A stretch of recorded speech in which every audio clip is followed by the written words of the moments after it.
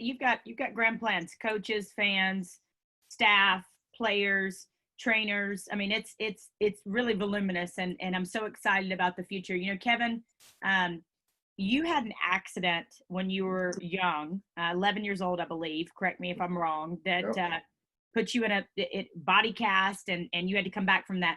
Has anybody ever told you that reminds you of one of my personal people that I feel like I identify with is Frida Kahlo. She was a surrealist artist, Mexican artist, ahead of her time. She was on a bus, was impaled with a metal rod on the bus, and was put into a body cast, and was in a body cast on her back. And her dad bought her a paint set, and she became the foremost to this day surrealist artist, right, in the world. Wow. Back in the 1900s, she used her pain for purpose. It's what we teach in the movement. And I can't help but think about the two of you and the parallels you had and what you must have learned from that experience, if you'll share it with us. Yeah, it's amazing. And I just reaching in my drawer. One good thing about, you know, when I always say about the time that we get a chance to spend with at home during this COVID-19, but I just found the original picture. I'll find it here, from me being in my hospital bed. So I've had copies of it, but not the original picture. And to be able to put my eyes on that was really powerful. And it taught me a lesson, because when I looked at the picture in the hospital bed in traction right after my accident, I had forgotten about some of the other injuries that I had. And when I really stared at it, I noticed that my wrist was wrapped and I had a broken wrist, but I was so focused on, you know, my leg, and then going from traction to a body cast. And I've shared this story, you know, so many times, is the fact that even during that process, the thing that probably hurt me the most was the fact that I was struggling, you know, emotionally and mentally, because I didn't know if I was going to make it. I didn't know if I was going to walk again. I mean, everyone tells you all this good stuff, you know, oh, everything's going to be okay. And I'm thinking, you know, I'm a realist. How do you know everything's going to be okay? And anytime you have to go in and set a compound fracture on a femur, the largest bone in your body, you don't know if it's going to be okay. I mean, what happens if it doesn't set right? What happens if the bone breaks again? What happened? What happened? We don't. So until I see myself walk and run again, I don't know if it's going to be okay. But I'm writing a book on it right now called Build Your Own Pool.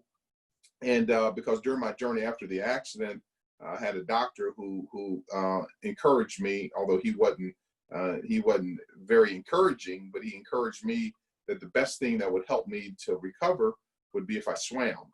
And my parents didn't have the resources and to build a pool, so I actually took a portion of my settlement and paid for a swimming pool, you know, at 11 years old in my backyard to start rehabbing. And so that's why the book is called Build Your Own Pool. And again, back what you've taught about finishing, you know, this, I finished it, and now I'm just cleaning up. And literally by this Friday, I would have cleaned up the final draft of it.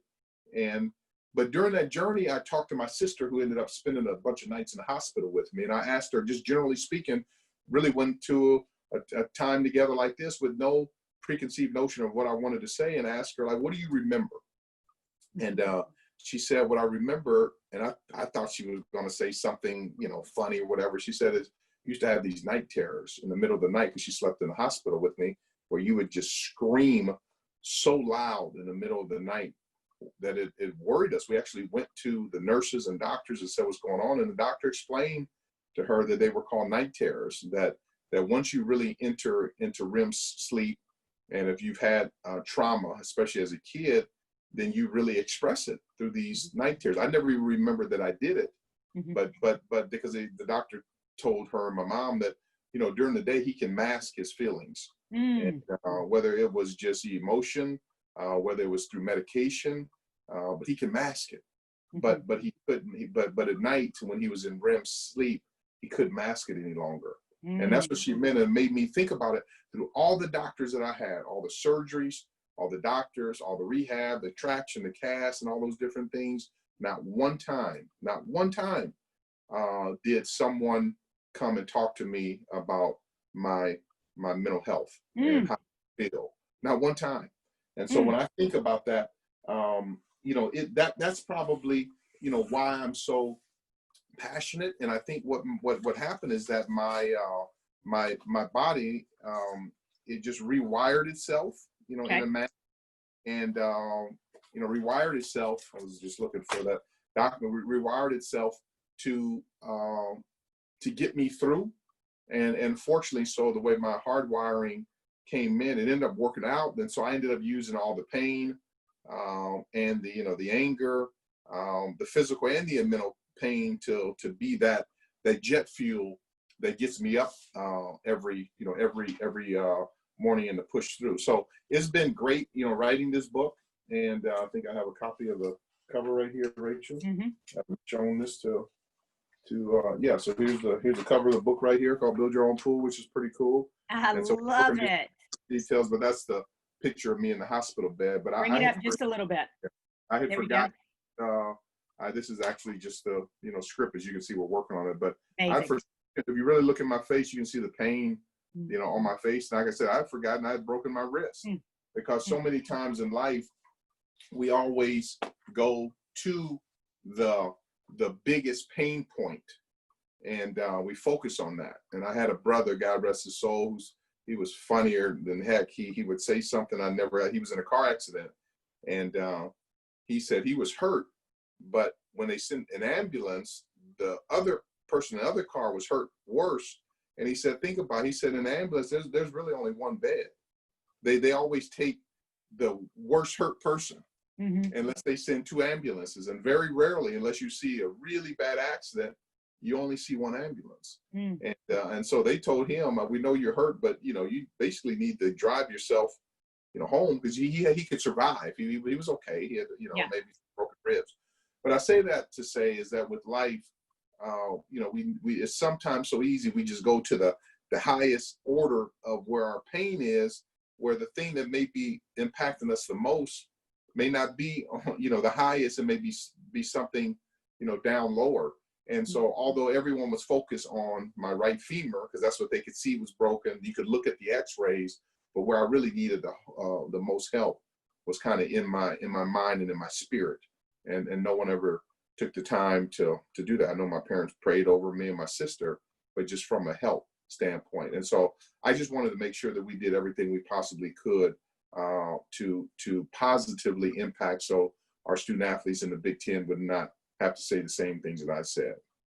Kev, my heart is doing backflips right now. My mind is just blown. Try not to cry. Like, I know you get it, but what happened to you as an 11-year-old ended up shaping your future, and the way that you are taking care of and redefining and changing the landscape for student athletes, right? Like it is truly Romans 8:28. You know, it's truly purpose, you know, playing out in your life. There's no coincidences, and you embody what we teach in the movement, and that is, I'm not a victim, I'm a victor. I'm not going to get bitter, I'm going to get better. And so, you know, yes, I had a player years ago tell me after a talk, he said, you know, Miss Rachel, I came from the hard places of Memphis. And he said, you know, we moved every couple of months. We didn't have electricity. I ate beans from cans.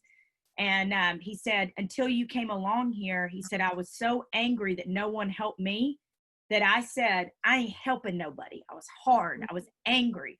And he said, you came along and made me realize, because no one helped me, that's exactly why I should help somebody else. And tears streaming down his face. Of course, I'm crying, but it is, I love to see something come full circle. And I know I'll get a signed copy, but I will cherish that and probably give it to everybody that I know, saying, look, this is what happened to him when he was a young boy, and look what it produced all these years ago. I tell people all the time, and I can say this, now who knows, but I believe that in my deepest heart of hearts, that but for this accident, I wouldn't be sitting here today doing this interview, because I think it was really doing that pain and that struggle. And I talk about this in my book. You know, the worst thing you can do to a butterfly is to go cut open the cocoon, and so many times is to cut it open and think, you know, I want to eliminate the struggle. It's really, the struggle is on purpose. That's where, it gets all the gook off the wings so it can be able to fly. Yeah. And so it was during that struggle, during that journey in my life, that's what caused me to get the gook off my wings. And I've said it so many times before, I almost have an unfair advantage with most people, because very few people, unless you've gone through the trauma that, I have gone through, or that you've gone through, is that you will have a difficult time kind of understanding at the rapidness of the rate and my passion about it, because a lot of people, even in their 60s and 70s, some people have gone through their life with still gook on their wings. Ooh. And because they've avoided, tough times. And what I've learned over time is that really the more challenging the times, so long as it's challenging for the right reasons. Now, if you created a challenge of some really, really, really poor decisions, then even God will work with that. Yeah. But this is purely, I'm a big believer that even the more pure your actions, when challenges are created in your life, the higher the power that come from it. I was a 10-year-old boy on a nice sunny day in Tempe, Arizona, riding my bike, going to the local school to play with my friends. I wasn't, stealing a purse of an older lady or anything and end up getting hit. I was literally minding my own business. And is that you realize is that typically that's when real blessings come out of it. Mm-hmm. And so I've just learned to embrace those moments. I'm grateful that it happened, although it was painful still to this day. I still have soreness in my hip and in my back and in my, my leg. But I wouldn't be here today, and I wouldn't be with you on this podcast, and I probably wouldn't be as passionate as I am to seek to change the world if I didn't kind of go through that struggle. It's funny. I had no clue that you had this relationship with Mike Slive. I'd known you for 6 months before I put two and two together, then read somewhere about this relationship with Mike Slive. And then when I put two and two together, Kevin, I got it. I was a sportscaster for 17 years before I retired to do this full time to run my movement. And Mike Slive, what I always said about him in every interview on the radio was he would speak softly but carry a big stick. He could enter a room and he commanded respect, right? Like when he spoke, people shut up and they listened. And now I see so many of the similarities. You don't raise your voice. You in a very natural way, Kev, just because of who you are, you command respect. Just because you put people first, you command respect. Mike Slive was a huge people person. That's amazing to me, this great relationship that you had with him. What's the greatest lesson that you took from Commissioner Slive?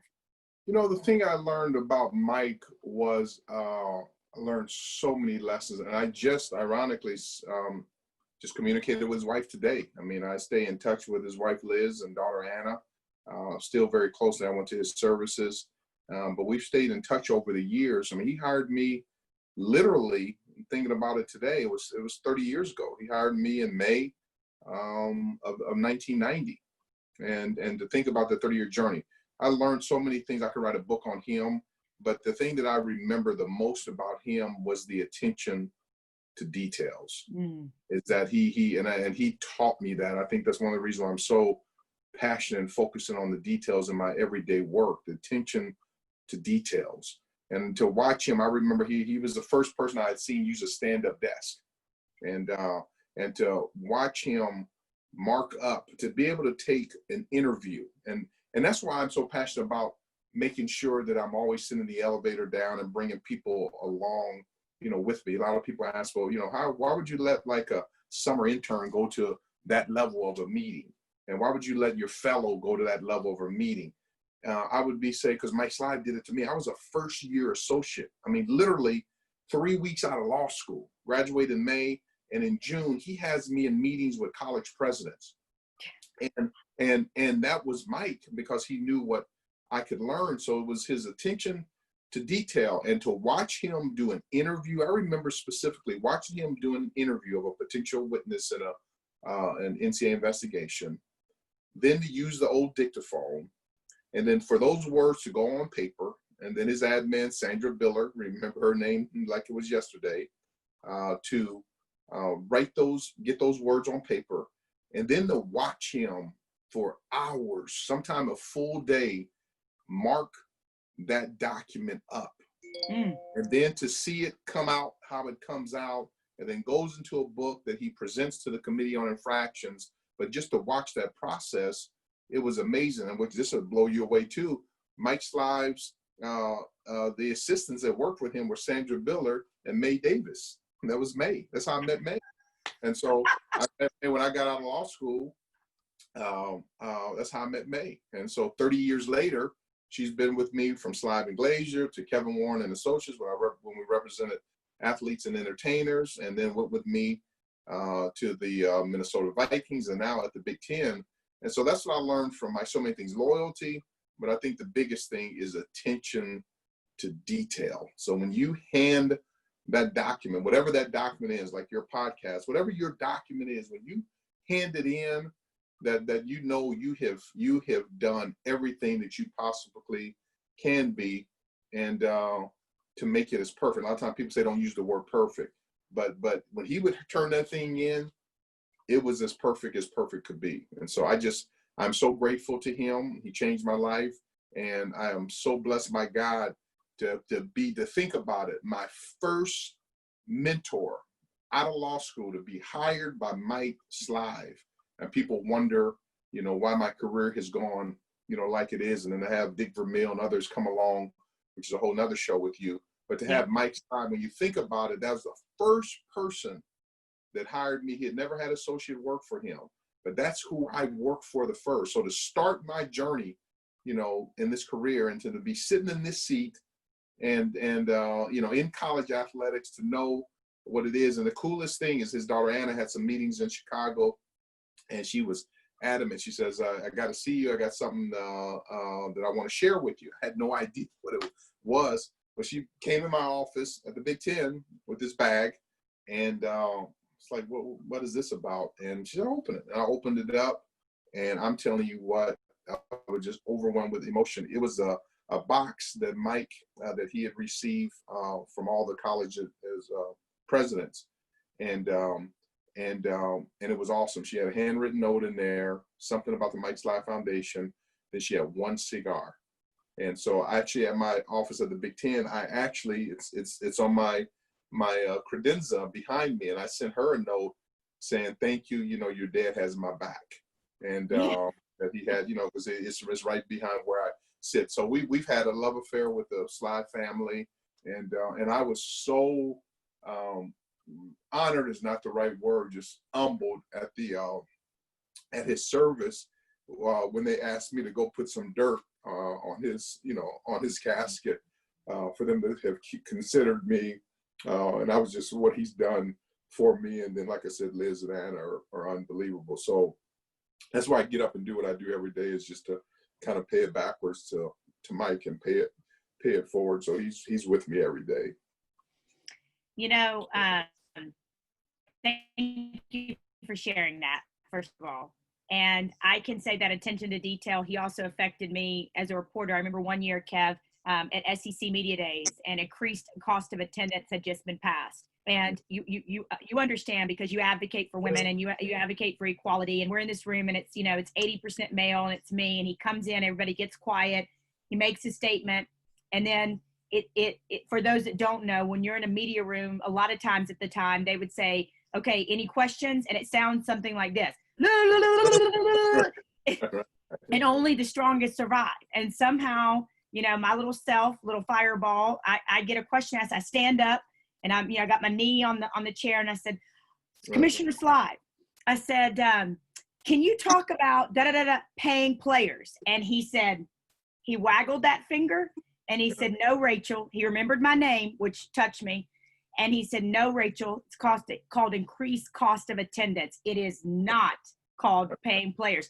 And it was firm, but honorable. You talk about the attention to detail. He was letting me know, we're not going to have that moving forward. That's not what it is. I'm going to correct you. But listen, there's a lot of people in that role, Kev, that would have used an example to put me in my place, Yeah. and wouldn't have done it so lovingly. But that's not who Commissioner Slive was. He was just an incredible human being, and that feels like a massive understatement. Yeah, yeah, that's what it is, and that knows the deals. And he had the foresight. He knew, we would get to where we are today with this whole name, image, and likeness. Mm-hmm. But he knew at the time, if he allowed you or anyone else to use paying of players, at that time, all of the benefits of the cost of attendance and what had happened. In other words, the meaning of why they were there that day would have just evaporated. Yeah. Because the whole headline would have been, Mike Slive says that, he's glad now that NCAA players are getting paid for play. And you can imagine. So he was smart enough to be respectful, mm-hmm. and to be firm, and to make sure he set the record straight. But he always, and that's why I could talk for days about him, did it with style, grace, and class. No one was ever embarrassed, but you knew, who was in charge. And like I said, for him to take me, under his wing, to take me home and eat with his family, and to be able to travel, with me and take the time to walk me through. I remember him sitting down at my desk with his pen and just walking me through of how to redline a document and what was important and why order was important. And that's why I'm always, I tell our staff right now, even in our financial statements, I just told our CFO recently and our controller, tell the story. What's the story in the financial statement? But even in our presentations, what's the story? Is because we have to walk away with people is that, what's the story? Here's what we're going to talk about. Let's talk about it. Here's what we talked about. And so I learned that from Mike. It was always to be able to make sure the power of the written word is amazing. And he was an incredible writer. And like I said, I'm blessed and humbled to have had a chance to spend quality time with him. Kev, so much of the movement focuses on self-care so that you don't get to a place that's dangerous. And I'm very open and radically vulnerable about the fact that I isolated after my mother's death, put up the front through text that I was okay. And because I isolated, all it took was 2 nights of sleep deprivation for me to get very close to taking my own life. With that said, how do you practice self-care on a weekly basis, Kev?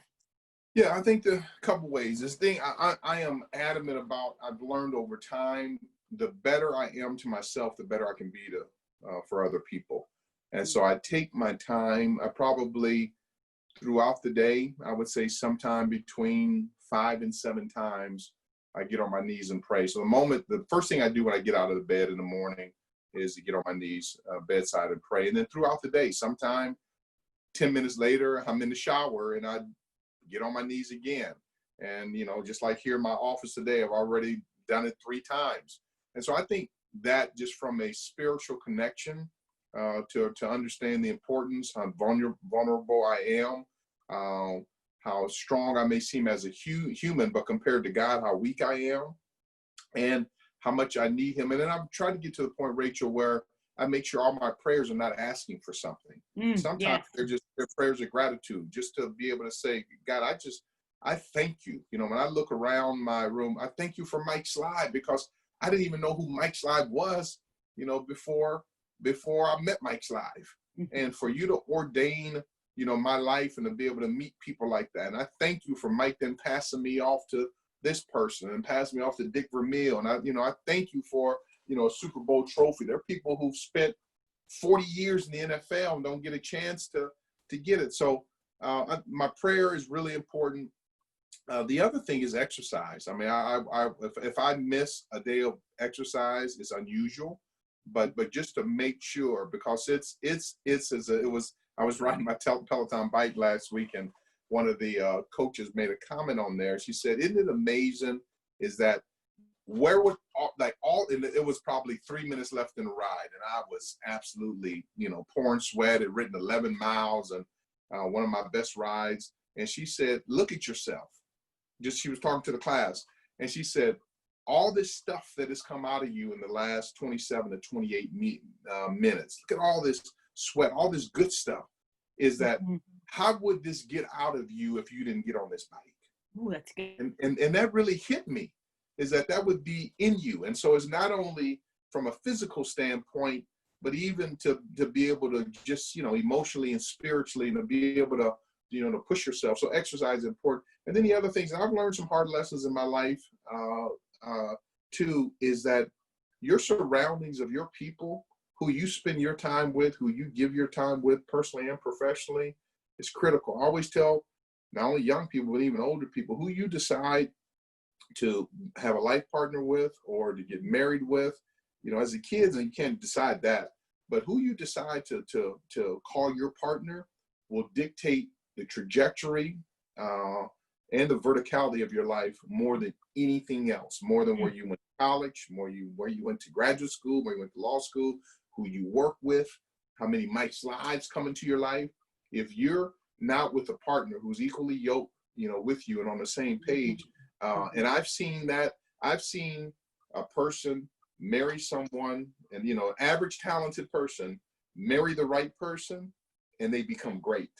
And on the flip side of it, I've seen a greatly talented person with their life ahead of them marry a person who's not in their best interest, and it ruined their life. Mm-hmm. And so that's the other thing. I've been blessed to have an unbelievable wife in Greta, and who keeps me grounded, who's really supportive, and loving, but who's not impressed with me and not impressed, with our life, which is great. And it'd be easy to be impressed by it.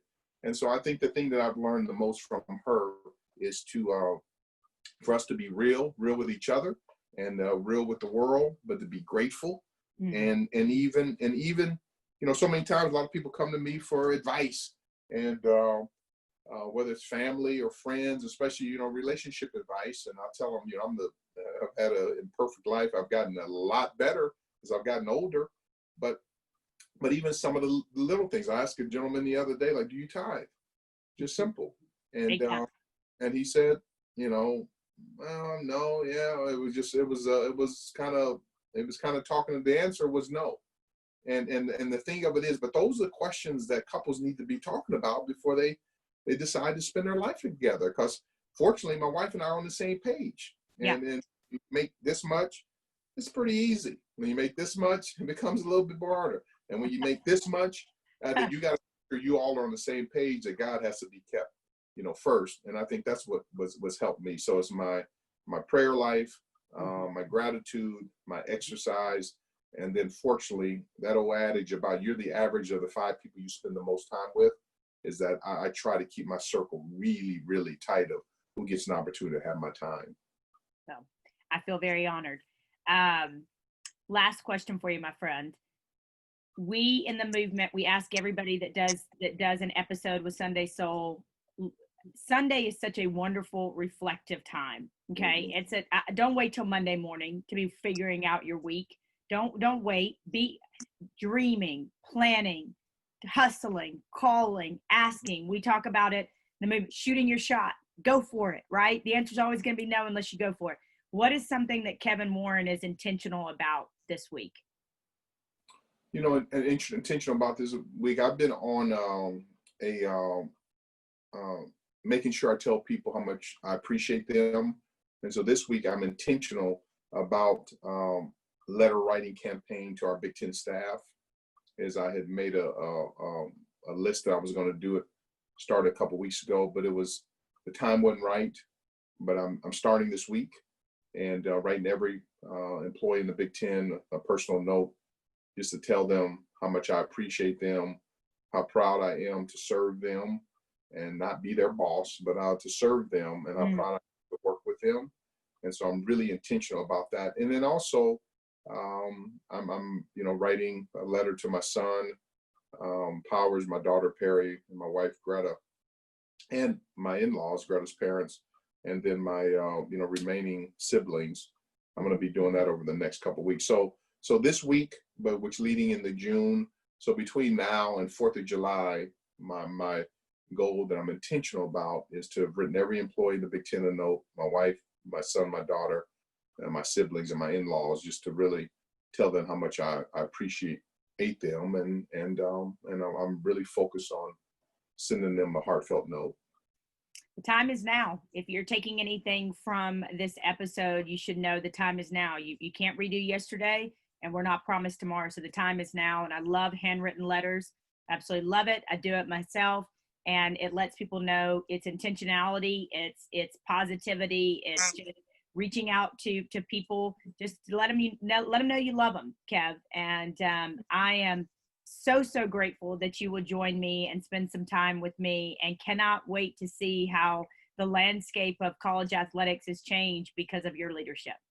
Well, Rachel, thank you very much, and it's been a pleasure to get close with you and to work with you, and I look forward to having many years together and continually change the world. And so God bless you. Stay healthy and get better every day. Thank you for everything. Thanks, Kev. All right. Thank you. Bye-bye.